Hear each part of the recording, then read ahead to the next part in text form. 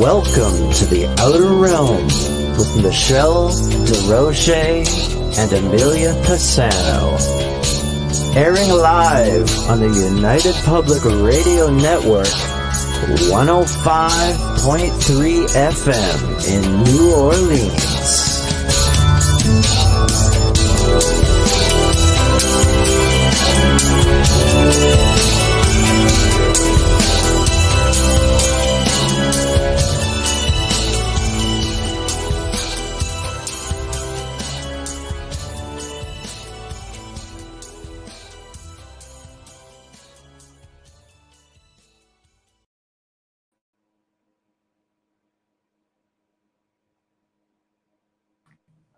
Good evening, everyone. The board wasn't letting us off of the mute mode. Anyway, that's cute. We just sort of sit there. Anyway, welcome. I know. It's like, what are you doing? But anyway, thank you so much for joining us here on the Outer Realm. It is our Thursday night segment. We're broadcasting live on United Public Radio Network, UFO Paranormal Radio Network 105.3, 107.7 FM from the beautiful city of New Orleans, fully sponsored by the amazing people over at Folgers Coffee who have been a part of the Outer Realm journey since day one. So thank you, Folgers. We appreciate you so much. We could not do it without you. Also, big thank you to Justin Snicker, Dr. Snick, the sonic surgeon, for his voice and his music, which you just heard on our intro. He's an award-winning composer of Halloween, horror, sci-fi, and dark wave electronic music, and it can be found anywhere that you can find good music, all your favorite streaming platforms. Also, big thank you to Steve McGinnis, who is the artist behind all of the banners and logos here at the Outer Realm. So big thank you to him as well. So tonight, for the very first time, we are basically welcoming, I'm trying to figure out where I am, Robert Sullivan, and he is going to be discussing his books, which are Symbolism. Sorry, my computer just totally went blank on me. Symbolism 1, 2, and 3. And all those favorite movies that you like to watch. Huh? There's stuff in there. I know that Joe and I did a show on the Gray Zone talking about The Matrix and found all kinds of stuff. I mean, there was a 2-hour show just on The Matrix. And I'm pretty sure Robert will touch on that as well. So lots of really interesting stuff. And we're going to show his book covers here. And we had to book him twice.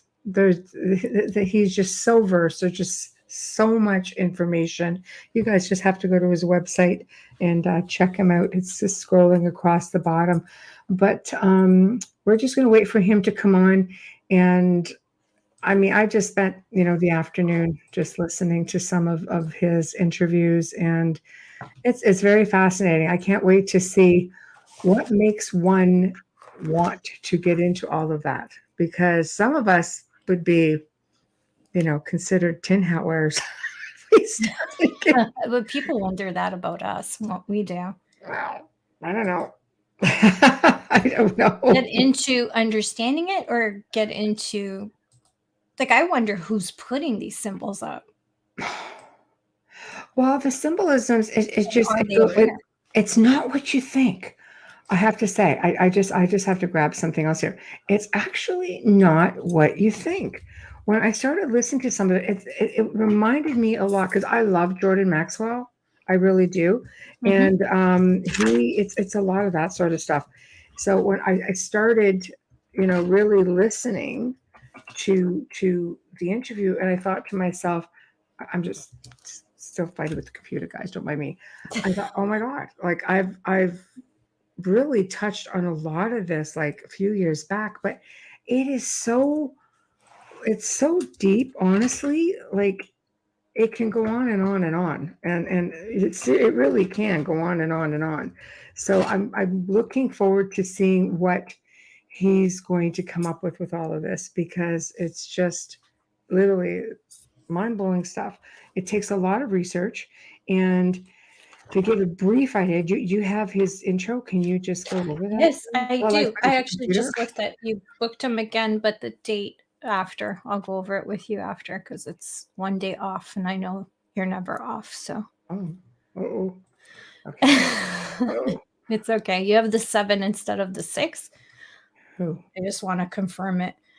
I just figured. Robert W. Sullivan IV. I mean, come on, a name like that. Like, seriously, his name is intellectual. fancy.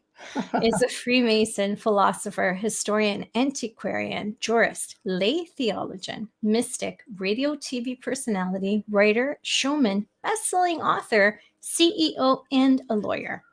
Mr. Sullivan joined Amicable-St. John's Lodge, number 25, Baltimore, Maryland, 26 years ago in 1997.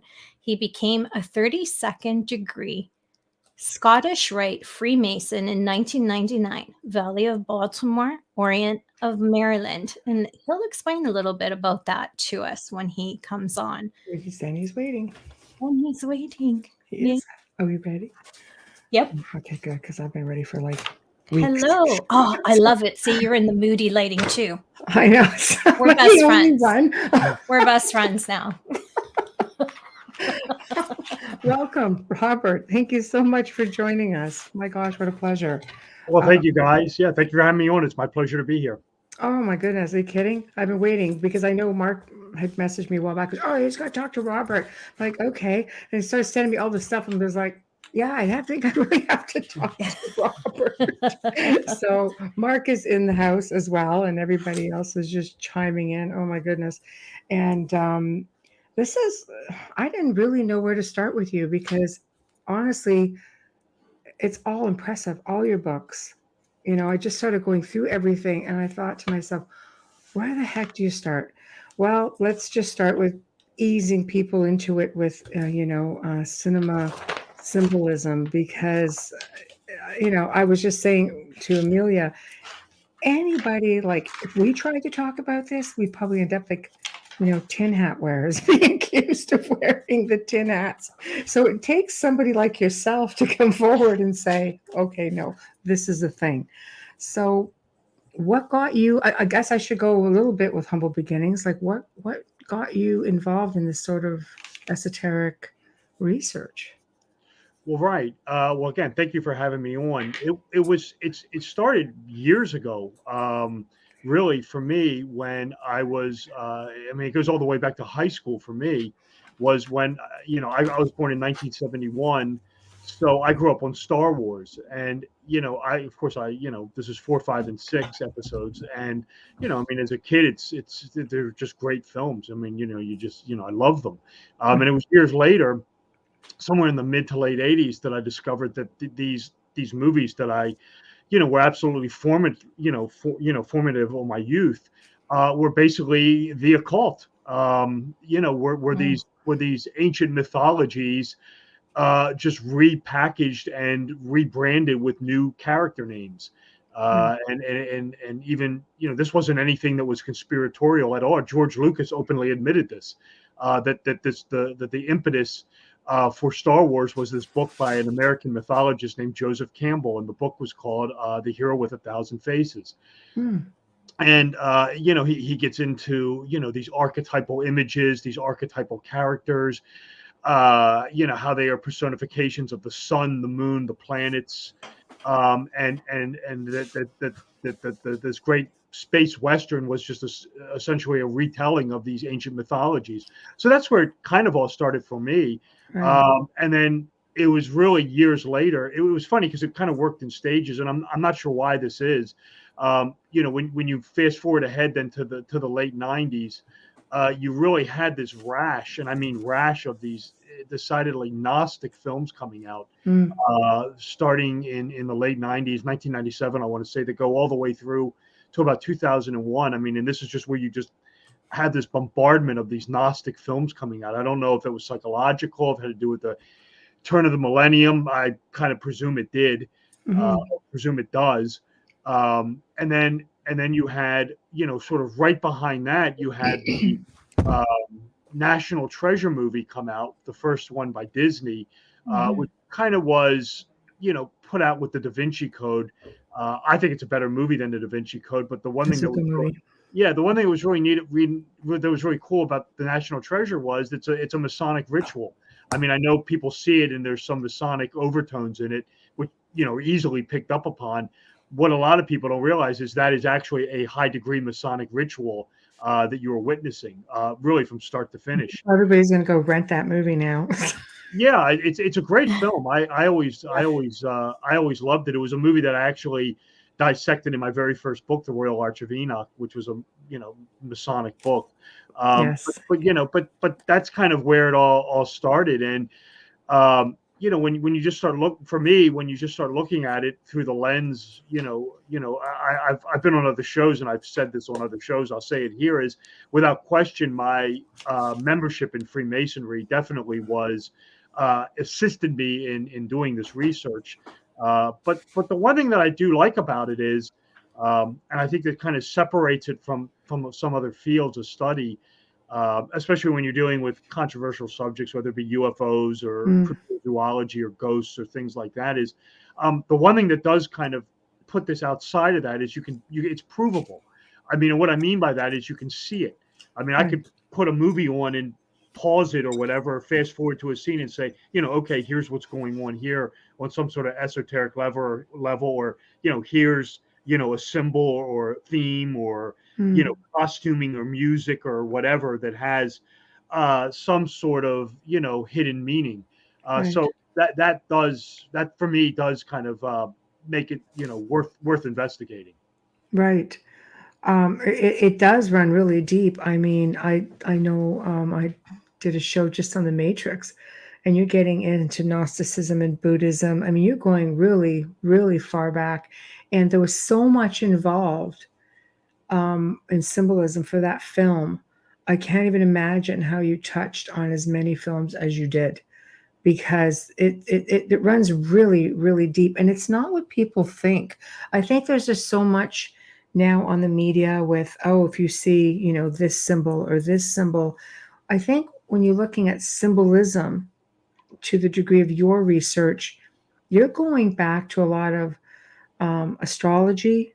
You're going back to a lot of like even back in ancient times. It's not what people think it is. In other words, it's not like a Pizzagate thing. I'm going to put it out there because I think people are confusing the two. No, I tend to agree with that. You certainly have films that have very dark, even what I would call satanic themes to them. Yes. That I definitely talk about. But I mean, it's much more than just identifying some symbol hanging in the background and drawing a conclusion off of that. I mean, when these filmmakers, I mean, especially the very adroit ones, go to work, I mean, you have to pay attention. I mean, when I say you, I mean the viewer. I mean, if you're interested in this, it's the costuming can have meaning, the music can have meaning, the very actors and actresses that are performing can have meaning. And again, you're absolutely right. You're dealing with a lot of very ancient themes, religion, Gnosticism, paganism. The archetypes. Absolutely. Mythology.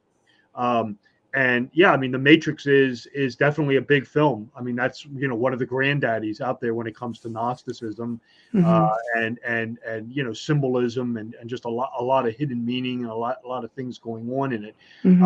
But no, I mean, I definitely am, of the belief, like what you just said, that it's more than just pointing out a symbol and thinking, oh, this is just some sort of, diabolical theme. I mean, it goes, in my opinion, anyway, it goes much, much more deeper than that. No, it does. The research is really good. I mean, I think I started getting into it when I started researching or reading Jordan Maxwell's stuff, like way back in the day. Jordan Maxwell, who, rest in peace. But I loved his stuff, and it was an eye opener for me. And I think once you start grasping, what it really is all about, you just start looking for it everywhere. After a while, any film. Yeah, there are definitely some movies that are more pronounced than others. That's for certain. There are some movies that, will have an archetype or two in it, but by and large are pretty, clean. Doesn't make them a bad movie or anything. No. They're still good movies. But I mean, there are some that just, I mean, I'm working on Cinema Symbolism 4 right now, and I mean, there are just some that I'm like laboring through because there are just so many things going on in them, and it's like I said, it's just something that it interests me very much. I love doing it. Right. Well, do you want to start, talk about some of the different films? Why don't we start with Star Wars? Since Yeah, that's your sure. favorite. Yeah, I mean, absolutely. Okay. It's sort of like I mean, Star Wars, you can really kind of apply the template, or applies the template that you'll see in movies. And of course, some of this work predates Star Wars. But I mean, Yes. again, this is it's essentially the hero's journey, the archetypal adventure. Right. And it's what Campbell talks about is this hero who is plucked from the populace to go on some grand adventure, and ultimately winds up defeating some dark evil overlord. And of course, in its root, this is sort of the Christian story, the Christ story. And you will find parallels all over the place with these figures being Christ-like. Right. Whether it be Luke Skywalker or certainly Harry Potter is another one that comes to mind, or the Chronicle of Narnia, or even the Lord of the Rings with Frodo Baggins, and of course Neo Anderson, of course, in The Matrix is one of the best examples, if not the greatest example of the Gnostic Christ ever put on cinema. This would have been a title that would have been held by John Murdoch in Dark City, which came out a year earlier, but Murdoch only holds the title for about a year before he's displaced by Anderson, who probably, like I said, is the greatest example of a Gnostic Christ ever put on film. Right. But yeah, I mean, it's the one thing that's interesting with the monomyth and with this, I guess I should point out that what it ultimately breaks down to is Campbell gets into these component parts that ultimately are constantly sort of reoccurring in mythology. They appear in Star Wars, and you'll find them in these other films as well. Right. Like Lord of the Rings and The Matrix. You find the same component parts, and this I kind of took this to another level in Cinema Symbolism 3, which was my last book. I'm even carrying it a little further in Cinema Symbolism 4, where I have a whole chapter. Is what I did was I took each component part and I sort of seeing like, could I find these component parts in movies that didn't necessarily portray the monomyth, but just had, component parts in them? And the answer is yes. I mean, whether it be, the womanist temptress element, or the supernatural aid element, or the threshold guardians, who are always very popular. These are always memorable characters. Right. Yeah, I mean, if you just look at cinema in general, you will find these component parts, not necessarily in order, not necessarily all in one, but I mean, these component parts just span cinema. And it's not, and I'll just point out, I'll end it on this. I mean, it's not just these deep, overbearing adventure movies that have these deep religious themes. I mean, you can find these in comedies, you can find these in romantic movies, in dramas. One of the things that I did was, and I really like doing this, is I thought to myself, well, let me go back in time to 1977 when Star Wars came out. I kind of thought to myself, well, what movie came out that year is sort of like the antithesis of Star Wars? And I ran through it in my head, and I thought, and when I identified the movie, I thought, well, does this movie contain any of the monomyths? And the movie I came up with was Smokey and the Bandit, of all things, with Burt Reynolds. I mean, I'd never think of that. And when you look at the two movies, I mean, they have the same, sort of component parts to them. I mean, where you have Darth Vader as sort of the evil father figure, and you have Sheriff Cooper T. Justice. It's the same character almost. Yes. So, yeah. It is. You will find these elements all over the place, and when you're trained to look for them, they stand out like sore thumbs. You can say that about Boss Hogg with Dukes of Hazzard, though. Absolutely. Oh, crap. I was right. I was thinking out loud. No, I mean, you will find the ogre father figure, in loads of films. I mean, Daniel Day-Lewis, and There Will Be Blood. These elements are really universal, and it just goes to speak to the archetypes and things like that. But no, I mean, one of the things I'm doing in Cinema Symbolism 4 is I took each component, and I thought, okay, here it is in this movie, here it is in this movie, here it is in this. I mean, I could have gone on forever. I mean, theoretically, Mhm. I could still be writing on it. But yeah, I mean, when you look at Star Wars and you break it down, yeah, I mean, absolutely, you will find these elements, in TV shows. I stuck to movies, but yeah, I mean, Yeah. it's universal. I've Yeah. never watched Star Wars, and I think you are the first guest to ever convince me that I need to watch it now. Just because of the perspective and what you found. I'm serious, because for me, I've never had an interest in it. I think I'm the only person on this network that has never seen it. But Yeah, the I guess the 4, 5, and 6 are the ones that, from the 70s, the early 80s, that are the ones everyone knows. Then of course Yes. the prequels, which are okay, and then the last couple ones they did.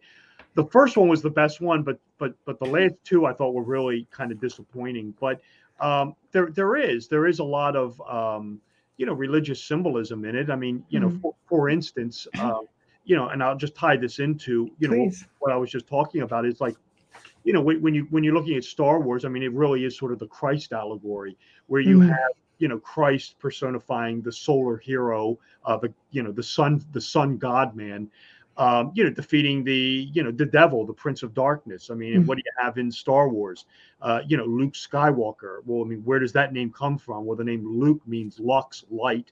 I mean, what light do you know that walks across the sky each day? The sun. So I mean, Mm. Luke Skywalker is the sun. Well, who is he going up against? The devil, Darth Vader, the dark evil overlord. Mhm. We find this again with Harry Potter.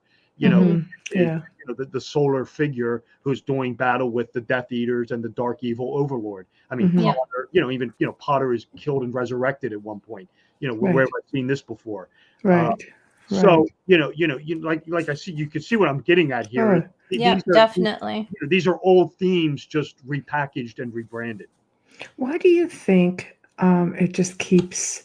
It's just like a cycle. Like it's why does it keep showing up in films? Like why do they bother? I guess is what I want to know. Like, it's just like, can we just not do something different? And Hollywood I would hate to call put it a it that way, formula. but really, why is it so important? Why does it just keep resurfacing? It's just, I think it's just storytelling in nature Right. is gonna contain this material no matter which way you cut it. Right. In the end of the day, it's really, when you really step back and you break it down, is what's the formation for all this stuff, and it's literally the interaction. It goes way back in time, but it's really the Yeah. movement of the sun, the moon, the planets, and the stars, and Mhm. how these bodies were assigned characteristics, anthropomorphized, Right. and how they interact with each other. That's the basis of all storytelling. So I mean, you have Mm. Luke Skywalker, the sun. Princess Leia is the moon. This is why she wears the white robes. Right. The dark evil figure, the nighttime sky. Right. Darth Vader. Right. And it's really, I mean, this is what the fairy tales are. I mean, the little, it's the same thing with fairy tales. I get asked about these all the time. It's, Little Red Riding Hood. She goes into the winter months, the forest, and she's wearing the red cloak of the autumn leaves turning over from autumn, and she gets Right. devoured by winter, the werewolf, only to be sprung by the handsome blue-eyed blonde-haired woodsman, spring, the vernal equinox. It's just a retelling of the sun moving from Right. autumn, winter, spring. I mean, that's Mhm. what a lot of this stuff ultimately boils down to. Right. So it's just so archetypal and so ancient that it just constantly keeps reappearing. But the key to it is, I mean, I guess, for me, it's you have these grand, monomythic adventures, but you will find these undercurrents and different, occult undercurrents. It's not the only one. Appearing in different, things. I mean, Star Wars, Harry Potter, Lord of the Rings are not the only stories or cinema that features this kind of stuff.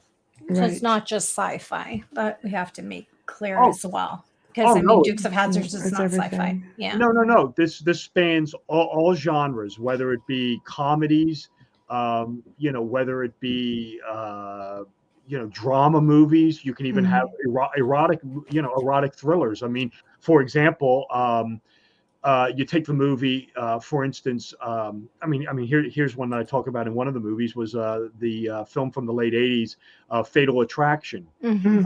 If you pay attention to that very clearly, Mhm. one of the things they do in it that's very unique is the Glenn Close character. This was Alex. She's obviously like a schizoid split personality where she's the good girl, bad girl. Mhm. If you watch the movie, she only wears clothing. She either wears white clothing, black clothing, or white and black clothing. Mhm. That to denote the good girl, bad girl persona. Right. That's a great example of how clothing or costuming is used to Yeah. convey something. I need to reevaluate my closet. Yeah. So Mine's all black. Yeah. I only wear black, white. Yeah. I'm all So black. that's Yeah. kind of a great example of just how costuming is used to Mhm. convey like a schizoid, Absolutely. split black Right. white, personality.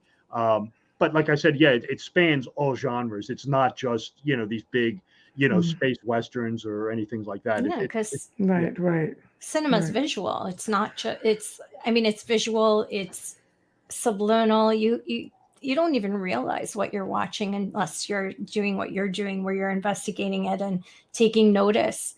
Because Hollywood would just call it a formula. I'm going to read Carrie's. Hi, Carrie.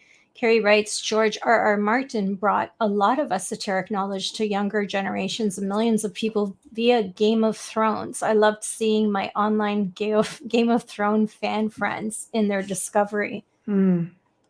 Yeah. There was quite a bit in there. Jim. That was a really good series. Jim Gerard. Hi, Jim. Symbols are the visual source codes for communication between worlds. Oh, that's deep. He's been a guest. Dolly. Yeah, Dolly. Hi. I like saying hello, Dolly. I was raised in Masonry. My father was a 33rd and an Eastern Star. It has formed me greatly. The symbology in movies alludes to truths that are to be discovered by those seeking truth. What about the symbolism that we're seeing in concerts and musical artists that is all over social media? Yeah, I kind of look at that with a sort of a skeptical eye to an extent. I do get into some music videos in my work, but it's again it's not a lot of what people think it is. No. So I do touch on it a little bit. It's really not my forte. I don't maintain any social media accounts, so smart man. I'm off of that, so I couldn't tell you anything that's happening on social media. But I guess for me, it's going to be probably a bit of a surprising answer. One of the best. It's from the early '90s. One of the best music videos I've ever seen for alchemy, for alchemical transition. The person could go look it up on YouTube. It's by far and away my favorite video for absolute esoteric wisdom, alchemy, the occult. It's Gloria Estefan's "Live for Loving You." If you ask me to nail down the most occult music video I've ever seen, that would be the granddaddy of them all. Wow. And I would never associate her with any form of occult. I never even thought about nothing from Madonna, like everybody thinks then. Well, a lot of the stuff with like Prince and Madonna and that's kind of like on its face. A prayer was definitely in your face. Right. And that doesn't hold as much interest for me as trying to see the stuff that no one else can see. Right. Yes. So understood. Yeah, it's like that's the best way I can describe it. But like I said, if I think I break it down in Cinema Symbolism 2, I give a whole breakdown of the Gloria Estefan video. And like I said, from an alchemical standpoint, that would be the best one I've ever seen. Yeah, I agree with you with the musical artists and in your face. Like you often see Beyonce, doing the whole symbolism, and when people, that's what's really floating around on social media. I always say to them, it's a little too in your face, and it's great publicity for her because she gets that stuff generating online. So Right. Well, that's something.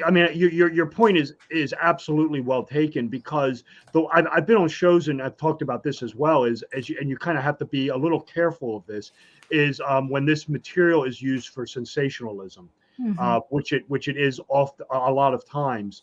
And this is where it's obvious if Beyonce is trying to, a lot of my opinion is a lot of this stuff is badly ill-informed, and it's kind of like a self-licking ice cream cone, as it were. So, for example, I'm stealing that. well, like I'll give you I like that. I like that. Like, for example, the thing with Beyonce is people believe, I mean, she flashes the triangle and puts her eye behind it and see the eye in the triangle. Yeah. I mean, if you're familiar, and this is supposed to, of course, be the Illuminati or something like that. Of course, if you do legitimate research into this, that symbol has nothing really to do with the Illuminati at all. No, I think people are reaching. Right. It's sensationalism. It's things like that. And I do talk about it in my books just for the point of separating it out, kind of what I would call as like sort of junk food, as it were. It's not really, I mean, you're not going to find this stuff in a Darren Aronofsky movie or Stanley Kubrick. But when you see the Pope do it, they're much clever. Oh, like Eyes Wide Shut had all kinds of stuff in there. Holy crap. Yeah. Oh, Eyes Wide Shut's a great one. Yeah. What I really like about, I mean, Kubrick is one of those grand masters, and what I really like about the movies of Kubrick is, and this is like one of the hallmarks of the real expert, is he uses symbolism and the occult and themes, but he knows when to use it and when not to use it, and he knows when it's appropriate and when it's not appropriate, so he changes it. And Aronofsky does the same thing, and people like Ari Aster do the same thing, and that's what I really like to see is, that to me is like, John Carpenter's another one. Yeah, they really make you think. They know when to use it, but they know also when not to use it, or when it's not contextually appropriate. There's nothing. And that's something, I'll just end on this real fast, is that's something that is absolutely critical to this research, and something that I'm constantly stressing, and I'll just leave it at this, is context. You constantly have to keep an eye out for how the context of how this material is presented. And what I mean by that is, and this is the lawyer in me speaking, is a symbol or a theme used one way is not necessarily universal. It could mean something completely different used in a different way. And the way you can only determine that is by looking at the surrounding circumstances. So that's something else to keep an eye out for. Well, it's like, I don't want to say the symbolism because I don't want to bring it up, but in generalization, we know what happened with the, in Germany. That was a stolen symbol. That wasn't his. But now look at what it means and what it means to people just by, the way they used it. They changed the meaning. Yeah, the swastika is one of the oldest symbols of all. It denotes the sun in motion. It's the sun moving across the sky. Usually, it's the reverse. You see it going the other way. Hitler switched it around and reversed it. I mean, you're absolutely correct. It's the idea of an appropriated symbol that didn't start out meaning what it all means today. But of course, you show that to anyone today, they're going to go right back to Nazi Germany, no doubt about it. Yeah, just like the Illuminati symbols. I always laugh when one of my friends says, "Oh, I saw Beyonce doing, or I saw Jay-Z doing, and I saw this." And I go, "Listen, the Illuminati are not in a concert doing this. Okay, like this is not secret societies are secret for a reason." Yeah, well, stuff what you're describing right there, that would be, in my opinion, being done for sensationalist purposes. Absolutely. And I don't have a problem with it. I mean, it doesn't, I'm not stressing out over it or anything. But for me personally, that's really not what my research is about. No. I just find it amusing. I'm glad that you answered that, because for all of my friends who are listening and watching, that I've had to explain that 100 times. Anyways, let's get into the real stuff. Where do you think, I mean, I know all these are ancient symbols. They go way back. I mean, way back, ancient cultures and so on. But where do you think, like, what was the film where do you think this really started? Oh, well, I can let me say it to you. Let me answer the question this way. Okay. Rather than saying the film and where it started is, the way I would answer that question is by saying this is nothing new. Yeah. This material predates Hollywood. Yeah. I can trace it back to the writers in the 19th century, people like Edgar Allan Poe. You'll find it with Herman Melville. You'll find it with Emily Dickinson. Yeah. You'll find it with Nathaniel Hawthorne. Oh, huge. Yeah. Veiled Allegory. You will find this in the works of people like Richard Wagner in Mozart. And then when you really, if you really come to understand it, what I would call the pop culture warfare, where you sort of have two competing factions against one another. I can trace it back to Elizabethan England. If it exists before that, I'd have to do some more research. But in Elizabethan England, you clearly have the works of Marlowe, who is doing the bidding of the Counter-Reformation and the Jesuits. And then you have him being counteracted by Sir Francis Bacon, aka William Shakespeare, who is promoting good Queen Bess and Elizabethan values and the Hermeticism surrounding the Elizabethan court. So you can definitely see it, this pop culture warfare going on, where you have Marlowe on one side and Shakespeare on the other, just battling it out in their plays, trying to propagandize the people one way or the other. Hamlet. That's where I would say this all kind of starts. It might predate that, but I'd have to do some more research. But that's where it begins. And like I said, you could trace it all the way up through Mozart, Amadeus, Shakespeare, or Wagner, and you get into the 19th century guys like Edgar Allan Poe, and then you get into Hollywood. And when you get into modern motion pictures, I mean, you can look at it, from the very beginning. I mean, you look at a movie like Metropolis, Fritz Lang, and I mean, that thing is just overloaded with all sorts of Gnostic themes and religious themes, religious allegories. And again, it's right there at the beginning, with Hollywood, and it's continues on to this day. And when you look at Hollywood and the movies they make, I mean, there's really no era, I would say, that's free from this. I mean, you can find it in the 40s, you could find it in the 50s, 60s, you can find it in the movies of James Bond, you can find it in science fiction, romance. I mean, you get stuff in the 40s, movies like Gaslight. I mean, here we have Hollywood, creating a word in our vocabulary. And that's another thing I point out is, we talk about, how these ancient religions and these archetypes, how Hollywood is using them. Hollywood is a powerful medium, as you pointed out. It's probably one of the most potent forms of media ever invented. And as such, they create archetypes. For instance, I mean, ask any adult, certainly Generation X or over, to talk like a vampire. I mean, what's the first thing they're going to do? They're going to try to imitate Bela Lugosi's Hungarian accent from Dracula. So, I mean, here's an example of Hollywood creating an archetype. So, Right. As Dolly says there is a connection between 20th century Fox. They bought many Masonic temples that became movie houses. Yeah, well, I know. I talk about this in the one. I know the I can't remember, but I know the old Hollywood, the Masonic Temple in Los Angeles that was the one to all the actors, I think is where they filmed Jimmy Kimmel Live now. I get into that in one of the books. But yeah, I mean, the Freemasons essentially founded all the Hollywood studios. I talk about that in one of the books. I mean, Jack Warner or the Warner Brothers, Metro-Goldwyn-Mayer. The only one who actually, believe it or not, is who wasn't a Mason was Walt Disney. He was in something known as D Molay, which is the Masonic Boy Scouts, but he was never a Freemason. But all the major Hollywood studios were founded by Masons. I get into that in one of the books, but Masonry and Hollywood has always walked hand in hand. So I guess it's probably maybe one of the reasons why you'll find all these hidden themes in films. It's certainly a possible explanation. I mean, Wizard of Oz is a big one. Wizard of Oz, yeah. Wizard of Oz. Yeah, that was a big one. Oh yeah, well, I mean, The Wizard of Oz is this was a movie that I tackled in the first book.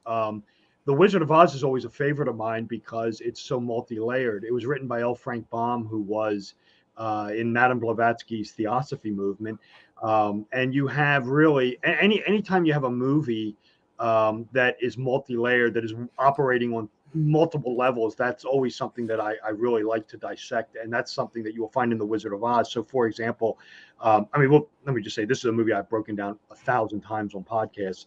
But on the one hand, you have just the movie on its surface, where you have, or the story on its surface, where it's just about this girl, this farm girl going to this magical land, having an adventure, going home, game over, have a nice day.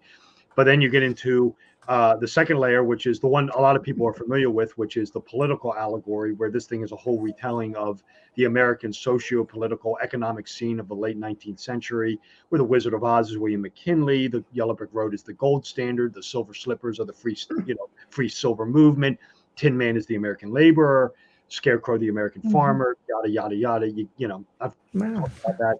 But then you get into the third level, which is really kind of the occult level, which is, it's this Gnostic awakening where Dorothy goes to this magical land, has this very, adventure with these three figures, these three characters. This is all coming out of the world of theosophy. Blavatsky wrote that in order to receive gnosis, you have to have intelligence, fortitude, and courage. This is why the three travelers are seeking a brain, a heart, and, courage. And she gets to the wizard, which is the demiurge, the false messiah, and she of course winds up having her Gnostic epiphany, which is for Dorothy. There's no place like home. So it's this great Gnostic adventure where she comes to know herself, which was the sort of the mantra of the ancient mystery religions. If you ever watched the Matrix movie, this is the mantra that's hanging on the wall behind the oracle when Neo sees or go know thyself. And of course, this is what Dorothy Gale winds up doing in The Wizard of Oz. Lewis Carroll's Alice in Wonderland is essentially the same story, only the little girl goes underground in that one. And if you really come to understand this material, the movie that came out a few years ago, Ari Aster's Midsommar, is a complete retelling of The Wizard of Oz, only much more macabre. So that's a fantastic movie also.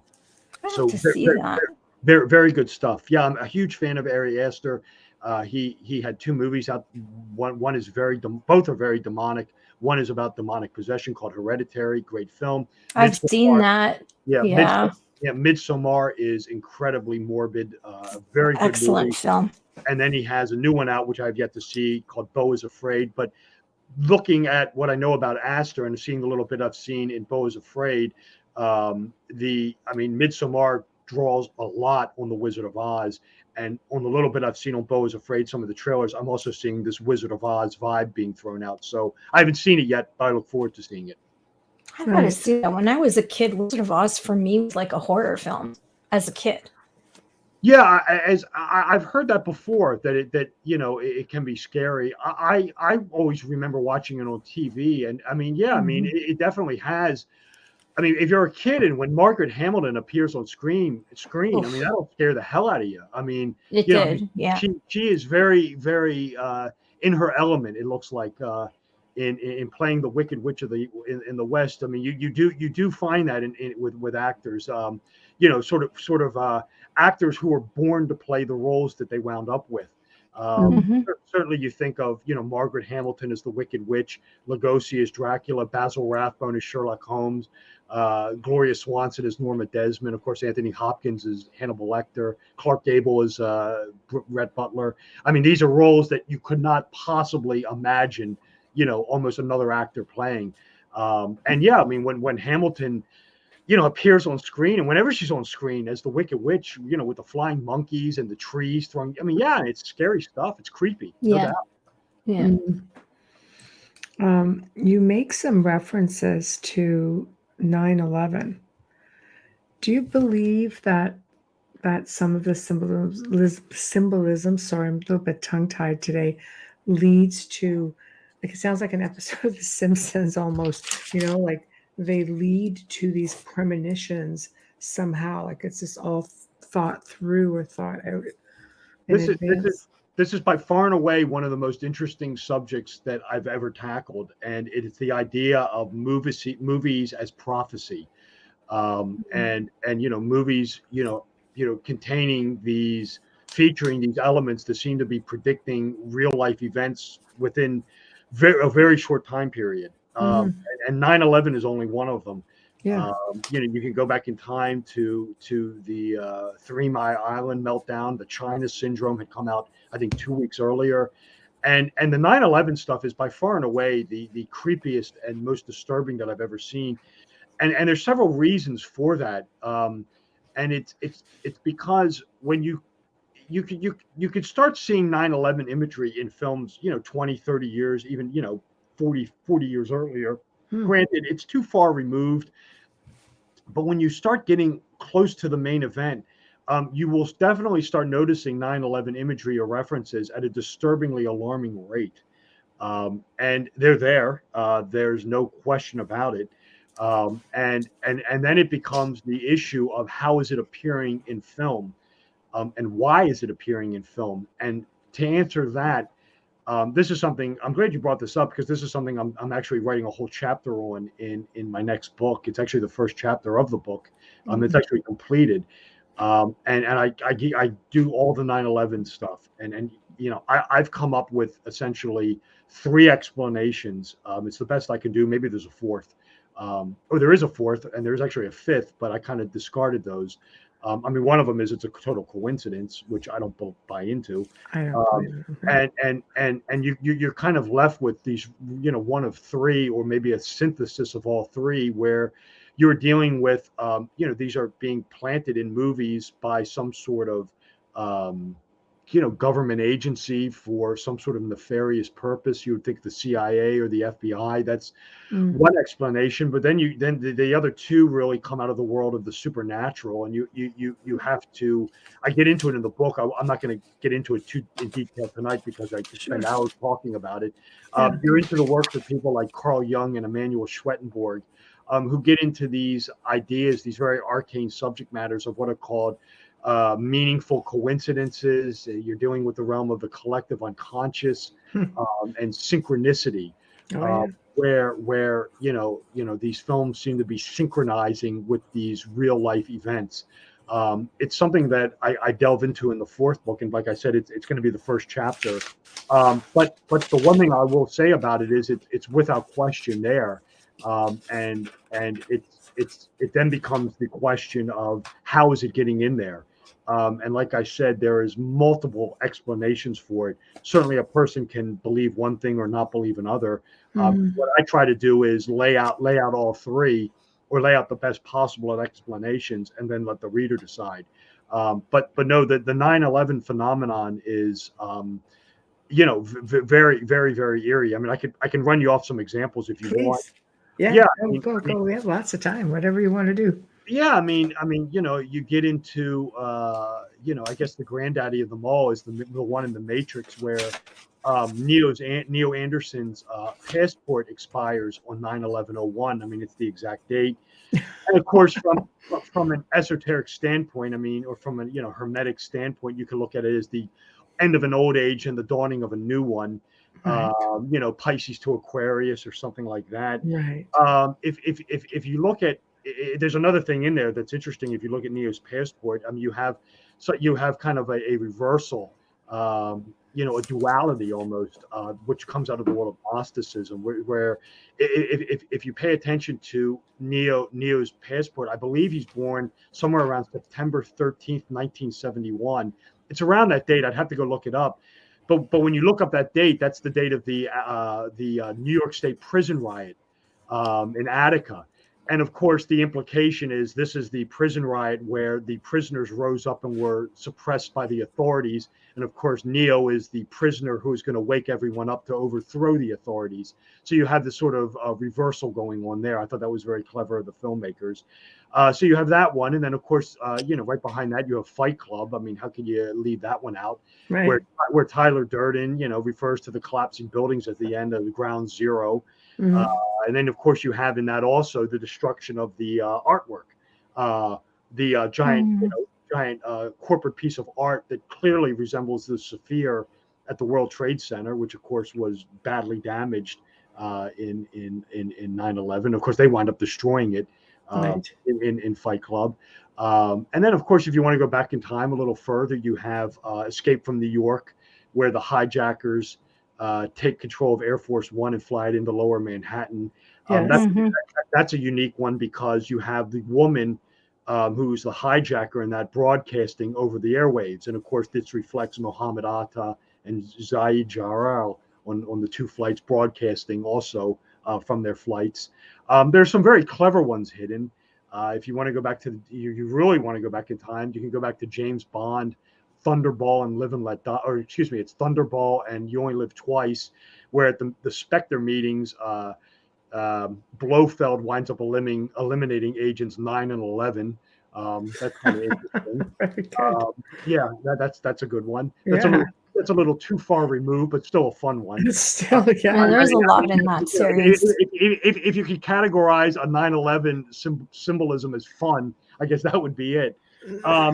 But yeah, I mean, and then you get into, you mentioned The Simpsons, of course. You have the one there, which is, I believe, Homer Simpson versus New York City, which is another one where Bart waves the money in front of it. Then you have in 2000, you have The Patriot with Mel Gibson, where at the beginning of the movie he's making the chair, and he weighs it, and it weighs 9 pounds 11 ounces, and then he sits in it and it comes crashing down. I thought that was a good one.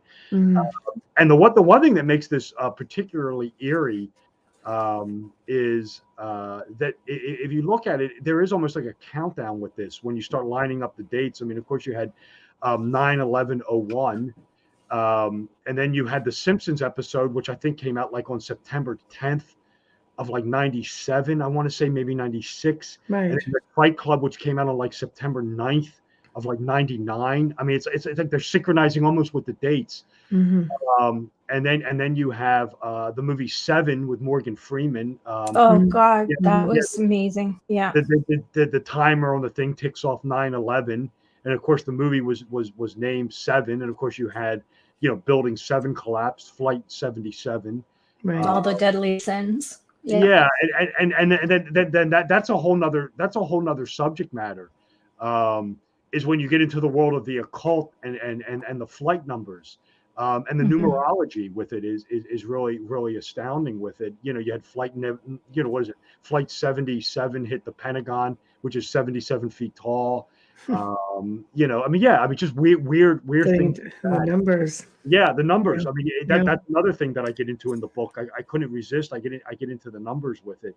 So yeah, I mean, it's just a lot going on with that. And like I said, if you're interested in that subject matter, you're definitely going to want to check out the book that I'm writing right now, which is CS4. To be honest, that's probably at least another year or two off. But I am doing a whole chapter. I'll wait. I know, yeah. Yeah, I'll come back on and absolutely. If you're you definitely have an open door invitation. Absolutely. I find that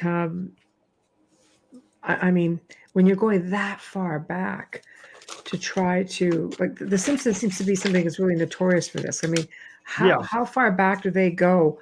And I see stuff come up pretty regularly. Oh, Simpsons called it. And I'm just like, what is this? Like, are they purposely, do you think, trying to? I mean, was it a social experiment? I guess. Well, like I said, I can't answer that question because curiosity. Well, I mean, the reason I say I can't answer it is because I can only put. I mean, I agree with you with 100% that it's happening. Yeah. Then you have to delve into, well, how is it happening? By what mechanism?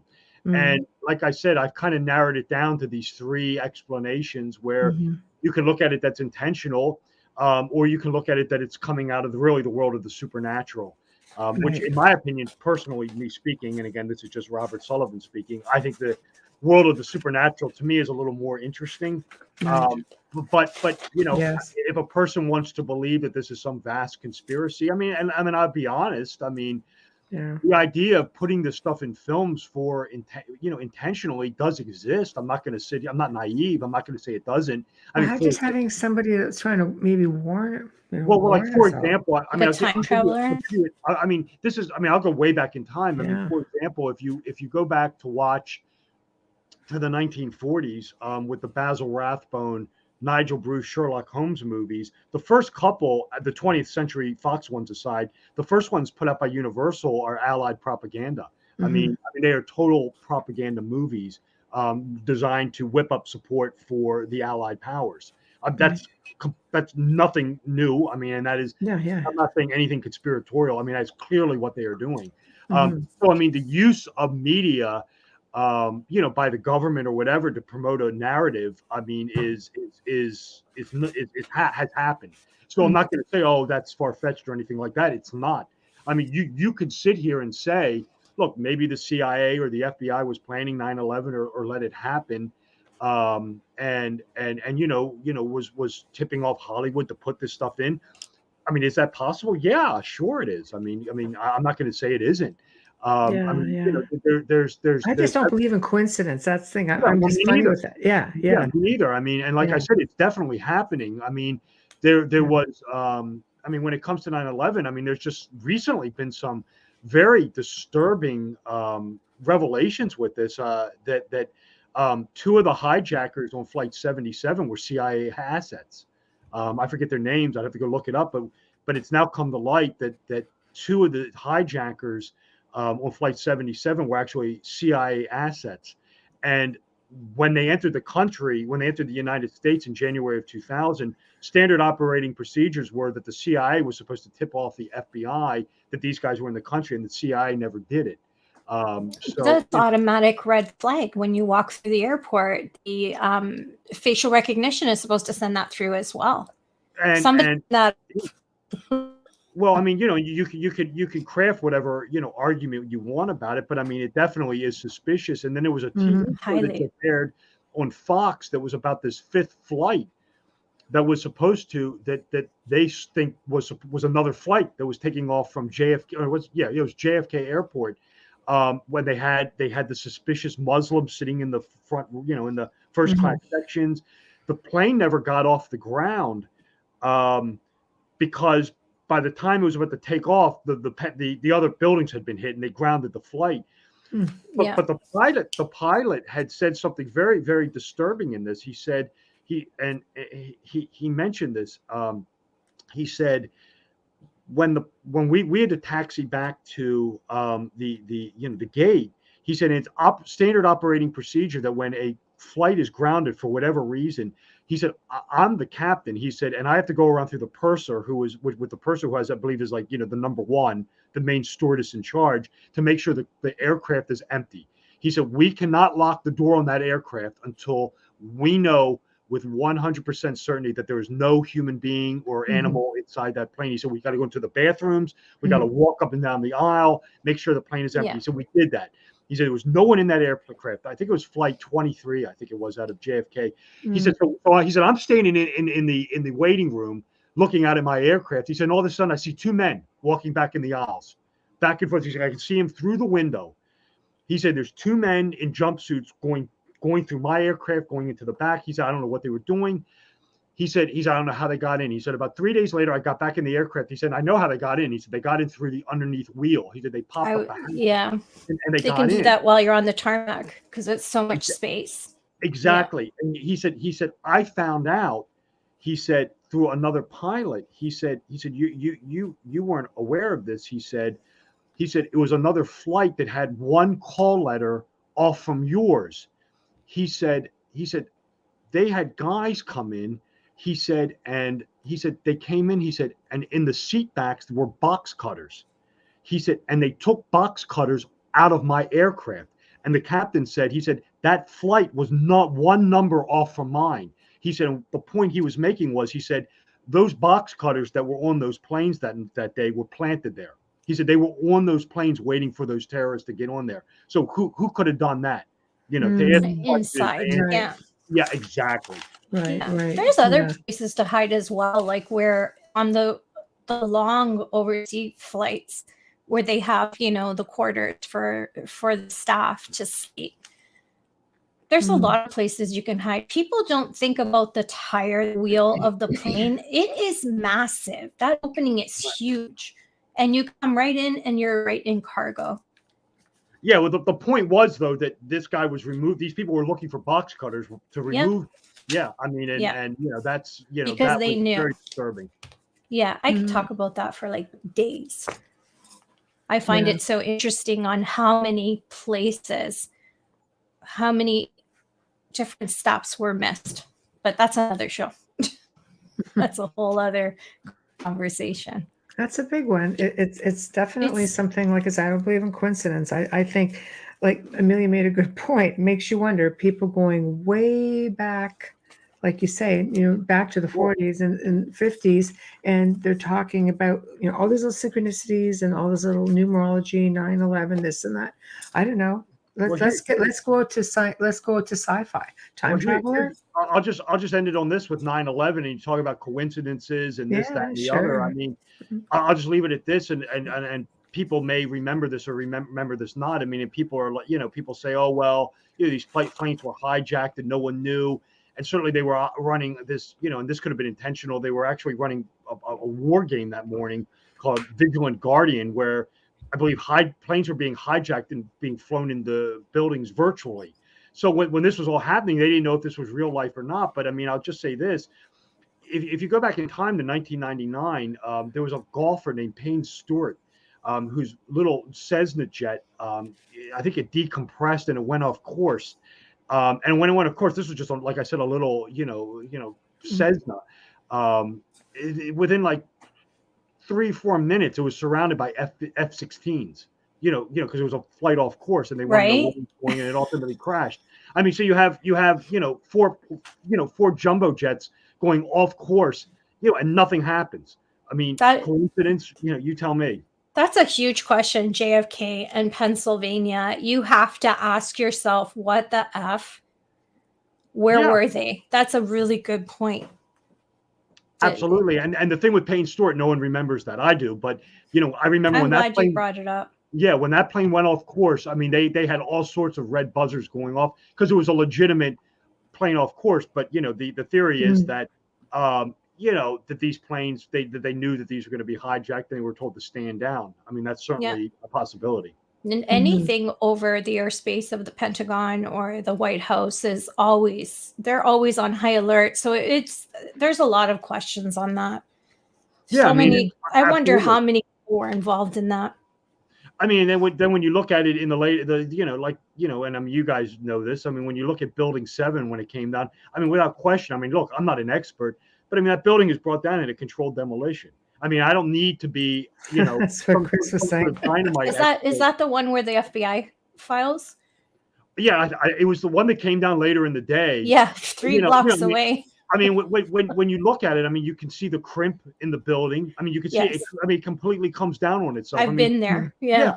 I mean, it's without question brought down in a controlled demolition. And what's funny about that is, I mean, it's not funny, but people ask the question, well, let's just say these buildings had the load bearing members were rigged with thermite charges, to collapse these buildings, to blow them up after the. Once the planes hit, the buildings may not have collapsed, but they had to bring them down in some controlled demolition. Well, I mean, if you're going to go down that path, then you got to go down. Well, how did they get these, explosives into the building? To that wire takes them? Years. Well, believe it or not, starting in January of 2021, a phantom company named Ace Elevator Company came in. No one knows who these guys were, and they had total access to the cores of the building. Painters too. Yeah, and they think that Ace Elevator was some sort of CIA spook company, or something, because they've never heard from again. And this is something I talk about in one of the books. I think it was CS. Is it true that later they found the explosive on the metal? I'd have to go. I'd have to go look at it. That's an interesting one. But I mean, if you look at it. There was an aircraft that hit the Empire State Building back in the 1940s. A big aircraft, and it didn't collapse the building. So, I mean, it begs the question that certainly, explosives could have been planted in that those buildings to help bring them down. And clearly, without question, Building 7 later in the day was without a doubt brought down in a controlled demolition. Mm-hmm. What Dolly's talking about happened in 93 Mm-hmm. when they bombed it. But I'm curious, do you believe in time travelers? Do I personally? Yeah. I guess it's possible. Makes you wonder about those premonitions going back 50 years before it happened. Yeah, I wouldn't think that this stuff is manifesting in film because of time travel. I wouldn't think of that. That would be really hard to that would be too circuitous to. Yeah, it's out there for sure, but I would definitely. I mean, if you want, my opinion is, if you want to look at how this stuff is appearing in film, you're really down to two explanations. It's or a combination of the two. It's intentional, which it can be sometimes, or somehow supernatural. That's to me is the two best explanations to it. Time travel certainly could be possible, but it's I have no high way strangeness, right? Yeah, it's high strangeness because it could be multidimensional, right? We don't really know. Yeah, I mean, if you're getting into the realm of time travel, then you run into all sorts of problems with it regarding paradoxes and things like that. Where like theoretically, if I went back in time, I could talk to myself. But yeah, I'm not into. There's a story that with George Lucas, though. George Lucas, it was believed that George Lucas somehow, what is that story? I remember reading it, went back in time to give himself the script to Star Wars. This was some big thing that was going around. I want to go back in time and somebody tell me about Microsoft. Yeah, he went and gave his younger self the script and said, "This is going to be huge, and write it, do it, film it." So that's this, I thought, wow, that's actually the plot of Back to the Future 2. Right? Yeah, maybe we're living in some sort of like George Lucas alternative dimension. I know, but this and Gene Roddenberry, you just never know. It's out there. Yeah, between the two of them. I just remember seeing it going, come on, that cannot be a thing. Just totally did it, Now, do you have any other research that shows something similar to the 9/11, where there's other like a premonition sort of thing? Oh, sure. Like I said, you can look at the China syndrome, which was which came about 2 weeks before 3 Mile Island happened. That's pretty strange. I'd have to go look. But I know there are other examples of it. I'm just drawing a bit of a blank right now. No, that's okay. That's okay. Yeah, but there are other examples of it. Right. And kids movies, because I noticed in the cover of one of your books, you've got. I'd like to bring them up as well, to bring up the books just to show people. But the Beauty and the Beast, I think, comes up in one. Hold on, that's the wrong one. Yeah, well, again, this is whether you're dealing with the Brothers Grimm or Perrault or any of those characters, when you're dealing with the Beauty and the Beast, Cinderella, Snow White, it's the same story all over again. It's this retelling of the sun, the winter months, the moon, Frozen, things of that nature. Share them up. I get asked about them all the time, and I have broken down all the fairy tales nice cover in the book. So yeah, I mean fairy tales are again a retelling of just ancient mythologies. I loved your cover. I'm like I have a thing for book covers because I have to own books. I can't buy digital. I love the smell. I'm old school, but that is a gorgeous cover. Yes, thank you. I design all my own book covers. So beautiful. That's something you should order if you're listening or watching, and put that on your coffee table because that is a conversation starter. Okay. My gosh, can you imagine? I'm going to go look for one of the other ones. Well, I'm going to buy it because I buy while I'm on the show. I'm buying books. Okay, so I'm going to bring up the other one just because I want people to see them. And all your books can be found on your website on Amazon. Oh, excellent. Well, yeah, if you want to purchase them, they're on all the major online retailers. My website will direct you to them. But yeah, I don't personally sell the books. Right. But the Amazon, Barnes and Noble, Books a Million, and yes, you can get the print edition or the ebook, no problem. Fantastic. I love this cover as well. I love it. I love it. Even if you just collect books, those books are beautiful. All right, we're going to go grab the other one. How long did it take you to write the 3? Well, let's see. A couple years, 6, 7, 8 years, I want to say. Wow, Well, really? That's actually, more than a couple, Robert. well, I'm actually doing right now. Yeah, there's part 3. That's Beautiful. That's probably the best one of the series. At least I think so. Right now, I'm actually working on Symbolism 4, and I'm actually going to do a 3rd edition of the Royal Arch of Enoch, because when I did the Royal Arch of Enoch, that's my Masonic book. When I did that originally, that's the next show. There was some material that I had pulled out because I was going to write another book on it, but that kind of turned out to be not really a good idea. So I'm going to put that material back in. So I'm going to do a 3rd edition of Royal Arch, and I'm also going to do newer, more modern editions of Symbolism 1 and Symbolism 2. There's some things that need a little tweaking in them, and so there will be some new editions coming of those, but they're still probably about 4 or 5 years away right now. The ones I'm working on right now are Symbolism 4 and the Royal Arch of Enoch. They're probably like 2 years away. Authors always have their favorite book. Anytime you ask them, they always have a favorite book that they've written. Well, yeah, I mean, I like all of mine. I like all of mine because they're all different. I think the Masonic book is completely different than the movie books. Although the Masonic book is does have some movies in it that the last chapter that I did in Royal Arch delves into some Masonic movies, and then I did a work of fiction called A Pact with the Devil that I really had a lot of fun with writing, and I just did a revised edition of that, where I actually painted the cover myself, which was pretty intense. I used to be able to paint really pretty well, but my eyesight isn't what it used to be, and I had a little more difficulty than I anticipated. But I love doing that as well, and I'm going to do. My plan is to get the Royal Arch 3rd edition out and to get a couple new volumes of Symbolism 1 and 2 out, and then get Symbolism 4 out. I don't know if there'll be a CS5, but then I want to do some more fiction because I did like writing it. It is a little more different. It is difficult. People think that writing nonfiction, with all the footnoting and all that, is difficult, and it is. It can be very tedious, and especially when you're dealing with movies where you have to rewatch them over and over again. And they can be very nuanced. I mean, the slightest little tweak here or there can change the whole thing. But the problem with writing fiction is, you have to be just as alert because you can always, leave like a plot hole or a loophole.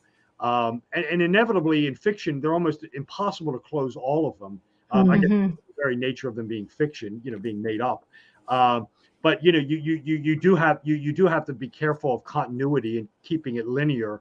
And it can be very easy to kind of diverge off and maybe do something that's kind of interesting, but maybe it runs a little contrary to something that happened five chapters earlier. So you have to be a little careful of that.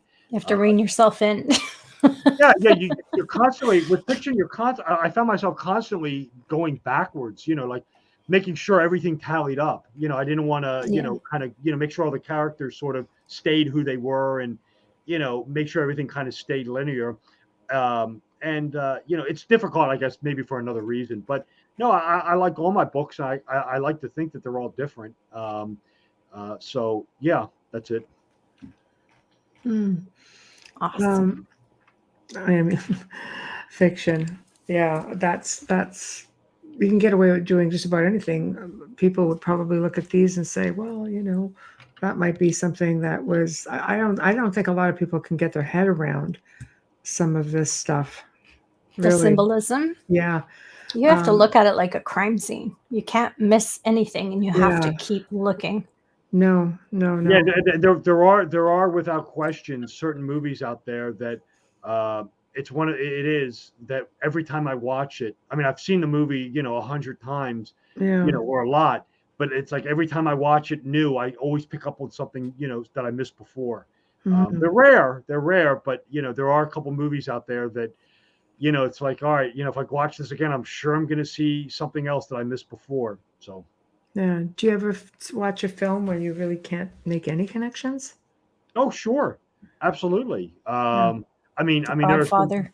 Well, yeah. I mean, yeah, Godfathers. Yeah, exactly. There's nothing. I mean, there's really not much there. I mean, you get some archetypes, but not worth talking about. I like the No. movie. I like the last Top Gun movie, Maverick. I thought that was very well done, but Mhm. really nothing. Better than his first.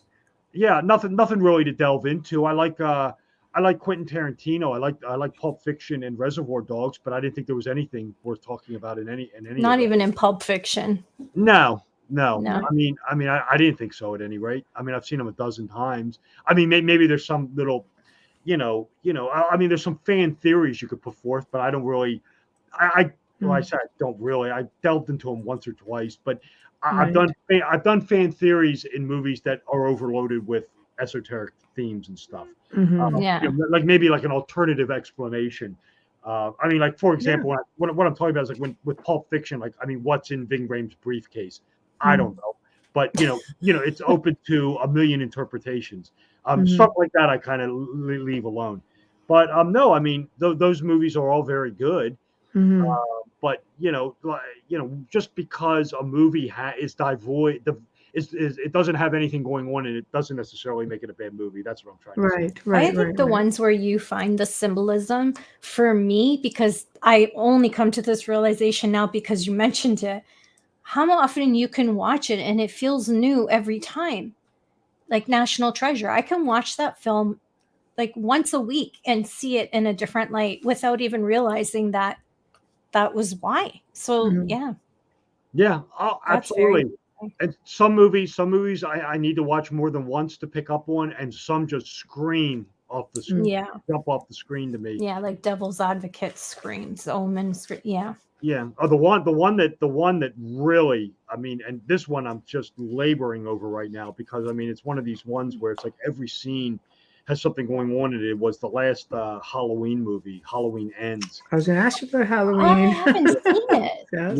Yeah. Polarizing movie, but man, oh man, is that thing just overloaded with stuff.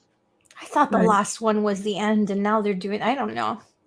Right. Well, there's so many of them, and Yeah. they've retconned out, a lot of them.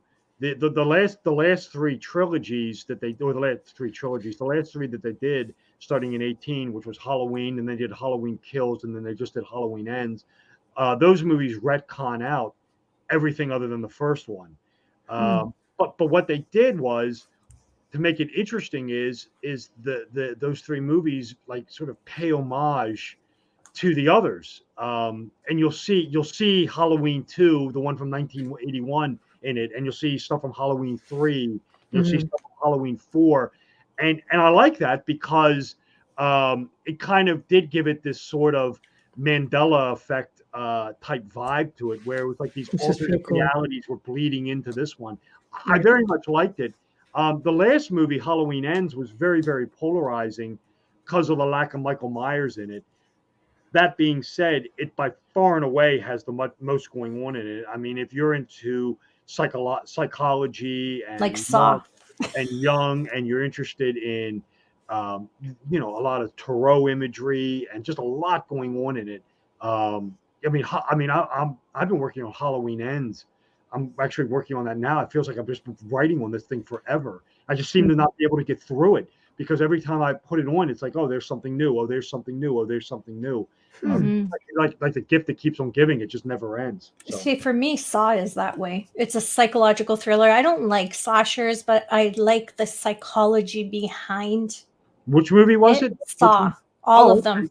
All of them. The psychology behind them are crazy.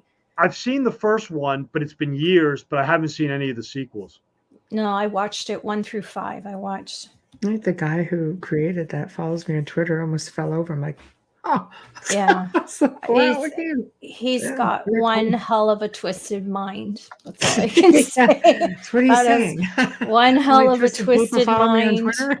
I don't know. Seriously, the psychology in that, you have to wonder what happened to him as a child. Yeah. We have to do a station and sponsor IDs that Come time. on. No, I'm just I kidding. know. I gotta get I my know. mouse going here. Mm-hmm. All right. So, kids, you're just tuning in. You're listening to The Outer Realm with Michelle Desrochers and Amelia Pisano, coming to you live from the beautiful city of New Orleans on 105.3 and 107.7 FM, as well as we are live on and in archive, right, Michelle? Roku. So if you have a subscription, make sure to check us out. Tonight we have Robert W. Sullivan with us, and we are discussing cinema and symbolisms. If you're just tuning in now, don't worry about it, because you can stream or listen to our archives on the platform that you normally use. And yes, that's all of them. You can find us on every one that is out there. I believe there's over 200. No excuses. So check us out. Go in there and please make sure to share. We want to give a shout out and a thank you to the amazing people at Folgers Coffee for fully sponsoring our show from day one and for continuing to sponsor our show. We would also like to give a thank you for our intro and outro. Lending his voice and his music, Dr. Snick, the sonic surgeon, Justin Snicker, award-winning composer and musician. You can find his music on Amazon and Bandcamp, and find him on Facebook and Instagram. And you know what comes next when I say that, right? All our regulars know that I'm going to ask you, if you are on YouTube or on Facebook, please give us a like and a follow, and please share. Don't forget. Thank you. So we did mention if we had some time, and because I know we only have you for another few minutes, 15 minutes or so. That's fine. JFK's missing brain. Where is it? I forgot about that. I did mention that to you, that we were going to talk about that. You did. Somebody didn't tell me. I know, it's a Okay. surprise. I want to make sure we had time. Yeah. Oh my gosh. It's funny you bring this up. And I was actually a couple months ago on a show that I had been a repeat guest on, and somehow or another JFK got brought up, and his brain got brought up, and I said, "Oh, I know where it is. I've known for the last 30 years. It was told to me by a Kennedy insider," and I told the story I'm going to tell you, but it must have kind of spooked the host, because they never had me back on again. Oh, no way. And like I said, I'm not gonna mince words or give you a cliffhanger ending. I had a very reliable source who is no longer alive, so I can tell the story. I'm not going to name this person, but this person was a Kennedy insider, and he had connections to the family. And before I tell it, I will point out this is hearsay. I have no personal knowledge of this, but the story that he told me makes a lot of sense. And the story is this. If you do not know, I'll give a little backstory. Don't worry, I will get to the main event. When President Kennedy was assassinated in November of 1963, his body was illegally moved to Bethesda Naval Hospital for an autopsy. The autopsy should have been done by local doctors in Dallas, but it wasn't. It was done by our Army and Navy surgeons in Bethesda, Maryland. And his brain was removed, and it was taken out, and it was essentially evidence, and it could have shown potentially what direction the headshot came from. Right. And as crazy as this is going to sound, and this isn't a conspiracy, and this isn't where the brain is now, the evidence from the Kennedy assassination, including the brain, was stored in the National Archives of all places, and it remained there until 1967. And in 2 years after that, if you've ever seen the movie, the Jim Garrison movie with the Oliver Stone movie about Jim Garrison, you will know that Garrison, when he tried Clay Shaw, tried to get access to the brain for the very reason of determining where the headshot came from, and of course, the trajectory. Exactly, and he was advised that the brain had gone missing, and no one knew where it was, and no explanation was ever given. The story that was told to me, and I have no reason to disbelieve it, was that in 1967, a lot of people aren't aware of this, that Kennedy's body, John F. Kennedy's body, was actually moved in Arlington National Cemetery to where it is today. It used to be in another place. It was close to where it was moved today. You know, and this is the monument with the flame burning and everything. It was about 5 or 10 feet away, and they moved it closer to be in alignment, under the hill. And they put the torch on it. Well, at any rate, when it was removed, when the body was removed was moved in Arlington in 1967, the story that I was told was that John F. Kennedy's brother, the former Attorney General Robert F. Kennedy, had gotten access to the brain in the National Archives, and had removed it from the National Archives and had buried it and had put it in his brother's coffin. When it was being moved in 1967, and was buried with him when it was reinterred to where it is now. So that was the story that was told to me, is the brain is actually buried with the body now. And of course, I asked, why did he do that? And the story that he told me, this person told me, I should say he or she, doesn't matter, was that Robert F. Kennedy lived in mortal fear of the brain falling into the wrong hands, meaning that he was worried that some sort of circus freak show of some kind would somehow wind up with his brother's brain and put it on display as some sort of macabre, morbid exhibit. It really bothered him, and it scared him to the point of that he wanted it gone. So that in 1967, when JFK's body was moved in Arlington, when his coffin was moved, RFK took the brain from the National Archives and buried it and put it in the coffin where it was reinterred with the body, where it would never be discovered or touched or found again. That's understandable, though. If he didn't leave it to science, he had every right to be buried with it. And then they were practicing Catholics, so it would have gone against all of their beliefs. At the time. You didn't even have cremation.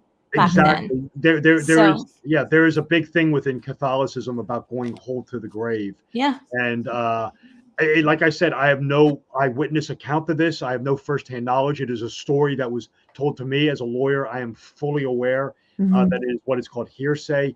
But the source that told it to me had no reason to lie, and it was a person that I would have trusted to believe. This wasn't someone who was just some crank or anything like that. And I had no reason to doubt the story, and I don't doubt it. I believe it to this day. So a person can, of course, take it for what it's worth. But at any rate, that's where my understanding of where John F. Kennedy's missing brain is located.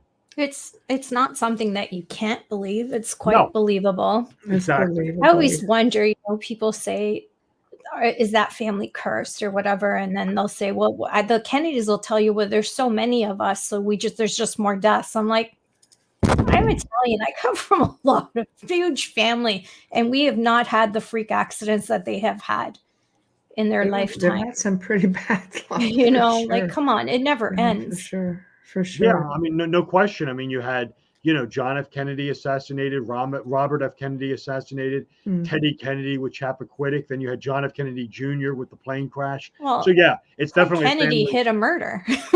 He covered up a murder. It's definitely a family that has had a lot of bad luck, without question. A lot. Yeah. A lot. Yeah. I don't know. Makes you wonder about those deals. Okay, what's this? Dolly. Ooh. Oh, Robert Kennedy Jr. has declared to run for president. Oh.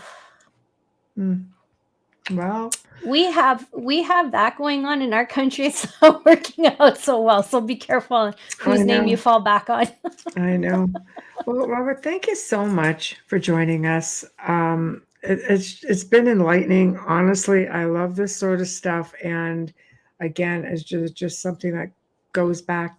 I love anything that goes back to ancient history and folklore and civilizations. And, to see this stuff, I actually had no idea how much it was actually surfacing. Oh, absolutely. And yeah, I mean, if you're interested in those subject matters, I believe we've agreed to, for June 7th reappearance for me. Oh, yes. Yeah, we'll get into Freemasonry. That goes way, way, Oh, way back. yes, we will. Cannot wait. Depending on Can't who you wait. want to listen to. Yeah, I mean, that's a topic that crosses many different areas of the occult and the esoteric, and good grief. Yes. Oh, I Yeah. can't wait to learn more. Thank you so much. Oh, yeah. We're looking forward to it. So people mark your calendars for June the 7th. And we're going to be talking about, actually, can I put the book cover up? Is that all right? Of course, sure. Okay, great. Let's just put up the book cover so people, for those of you who may be interested in purchasing the book in advance and reading it, you'll have some time. Here it is, The Royal Arch of Enoch. And this way you'll know exactly what Robert's going to be talking about. So here it is. Believe me, I saw that. I was just, I love this sort of stuff. I really do. And, but also so curious about the cinema symbolism. To me, that was, I had to do it because Oh, yeah, sure. it's like, again, I never realized how much it was actually surfacing. So now every time I watch a movie, I'm going to just start training my brain to look for all of this hidden stuff because it's fascinating. I think it makes it that much more interesting. Oh, I totally agree with you, Michelle. And, that's one of the reasons why I write books on it. I mean, I think it's a fascanating subject matter as well. Oh, yeah. I found them. Amazon Canada has them She too, shops guys. during a show. She does. No, and we have him on. I'm making sure he knows what I'm getting from. Are you kidding me? All the Amazon sites, Amazon England, Amazon Canada, they all carry them. Yeah, Excellent. absolutely. And why wouldn't they? This is fascinating, and you've dedicated so much of your life to it. Thank you.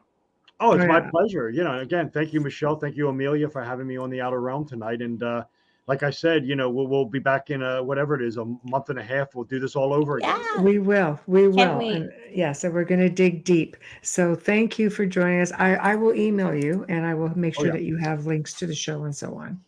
Okay, great. Yeah. And thank you again for having me on. It was my pleasure to be here. Thank you. Have a good night. Ours. Have a great weekend. You too. Good night. Well, that was interesting to say the least. Like I said, this is all stuff I started researching going back to times when I was really, really researching Jordan Maxwell and getting into a lot of that symbolism. And again, never realized just how much was in there. Really, just fascinating. But it is very cool. So far back. Yeah. So I know there's a lot of comments that have come in. I'm going to try to put a few of them up. And it's so hard because when a guest is speaking, we really want to give them all kinds of time to do as much talking as they want. We knew we didn't have him the whole time, so it makes it a little bit tougher. Yes, and thank you very much, Chris. Again, it's one of those things that it's not for everybody. And I think some people were expecting a little bit of the more controversial symbolism as opposed to more of an ancient symbolism. It's tough because, guys, if we got too much into everything else, we'd probably get booted off YouTube. 3 volumes. We just would, It's a curiosity. There's a lot of fascinating information out there. I love esoteric stuff. I really do. So I thought this was great. Now, of course, we're slowly inching over to, where we're going to be slowing down and having to say goodnight. And I do appreciate everybody in chat. It was a really laid back show. Big thank you to Robert Sullivan for joining us. Just really interesting stuff. I can't even wait to see what he does with book 4, because again, if you just go back and listen to a lot of his interviews, he's done so many, and we really just try to keep it diverse and let our guests go and discuss anything they want to discuss. So it's not the traditional same old sort of questions. And that's sort of, how I like to research them. It's just listening and trying to be a little bit more creative, but he's done so much. So check him out. Anyway, big thank you to Folgers Coffee for sponsoring not just tonight's show, but every show they have since day one. And from what I understand, we're continuing our journey again, throughout 2023. So thank you for that. Big thank you to Justin Snicker, Dr. Snick, the sonic surgeon, for providing us with your music, your voice, and your time for our intro and outro. We just don't usually, play the outro as much. Again, if you guys want to check us out, you know where to find us, all your favorite platforms. So please like, subscribe, comment, share, you name it, follow. We really appreciate you. It helps us to grow. And I do want to say again, guys, we are, let me go put this up. Where are we? Hold on. Here we go. Oh, I forgot. Podcast Awards.